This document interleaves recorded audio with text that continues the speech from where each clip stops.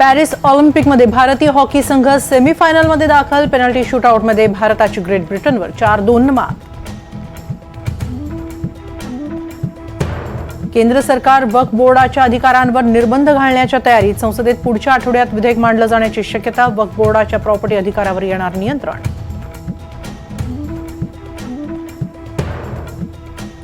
अनिल देशमुखांचे आरोप काल्पनिक. देशमुखांच्या आरोपांवर फडणवीसांची प्रतिक्रिया. परमबीर सिंग यांना मवियानंच आयुक्त केलं असल्याचं फडणवीसांचं विधान.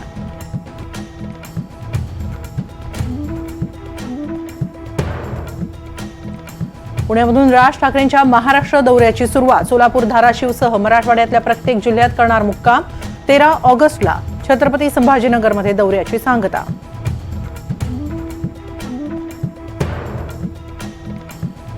आगामी निवडणुकीत कुणबी मराठा उमेदवाराला मतदान करू नका. प्रकाश आंबेडकरांचं खळबळजनक वक्तव्य. आरक्षण बचाव यात्रेनिमित्त पोहरादेवी इथं प्रकाश आंबेडकरांचं ओबीसी समाजाला आवाहन.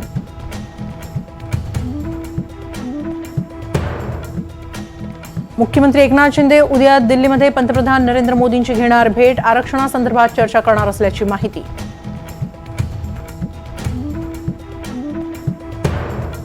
अमरावतीत बच्चू कडू आणि आमदार रवी राणांमध्ये खडाजंगी. अचलपूरच्या फिनले मिलच्या मुद्द्यावरून जिल्हा नियोजनच्या बैठकीत शाब्दिक चकमक. धारावी पुनर्विकास प्रकल्पाच्या समर्थनासाठी स्थानिक नागरिक आंदोलनाच्या पवित्र्यात. धारावी बनाव आंदोलन समितीची स्थापना. सर्वेक्षणाची प्रक्रिया तातडीनं पूर्ण करा, समितीचं आवाहन. पुण्यातल्या सिंहगड रोड एकता नगरमध्ये पुन्हा साचलं पाणी. अग्निशमन दल, आर्मीचे जवान दाखल. नागरिकांना सुरक्षितपणे बाहेर काढण्याचं काम सुरू.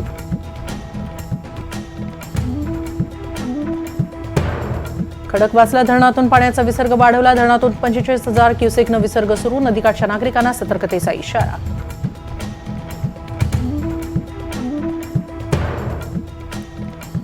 पुण्याच्या मावळ तालुक्यातील तिकोना किल्ल्यावर श्रीरामाची गादी येथील काही भागात भूस्खलन. किल्ल्यावर जाणाऱ्या मार्गात राडा रोडा साचल्यानं गडावर जाण्यास बंदी.